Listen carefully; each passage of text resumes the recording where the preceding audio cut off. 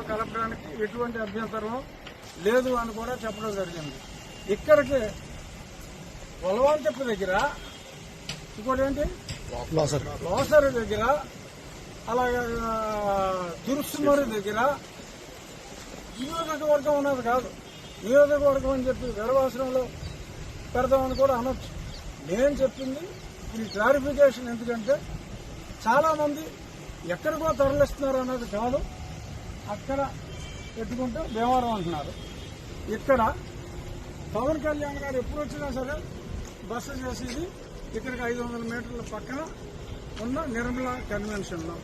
ఎప్పుడు పవన్ కళ్యాణ్ గారు వచ్చినా ఇంట్లో బస్సు చేస్తున్నారని ఎవరన్నా రాశారా ఎప్పుడైనా?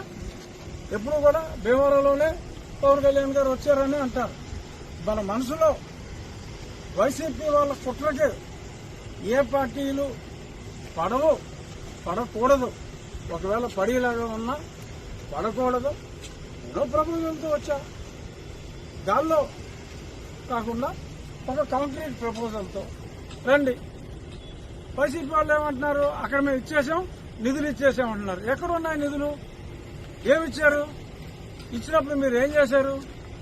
ఏమీ చేయాల. సో 3 రాజధానుల లాగానే దానికి కూడా నిధులు ఇచ్చామని చెప్పి ఒక కహానీ కిస్మత్కి లాగా కొట్టారు. అంతకు మించి వాళ్ళు చేసింది ఏమీ లేదు. నేను చెప్పేది, నేను ఒక ప్రపోజల్ ఇచ్చా. ఓకే, ముఖ్యమంత్రి గారు, పవన్ కళ్యాణ్ గారు, కూటమి పెద్దలు, భారతీయ జనతా పార్టీ తరఫున మాధవబాబు వచ్చి ఎవరైనా అవ్వచ్చు, వాళ్ళు ఒక డెసిషన్ తీసుకుంటే ఎవరైనా పక్క ఆగా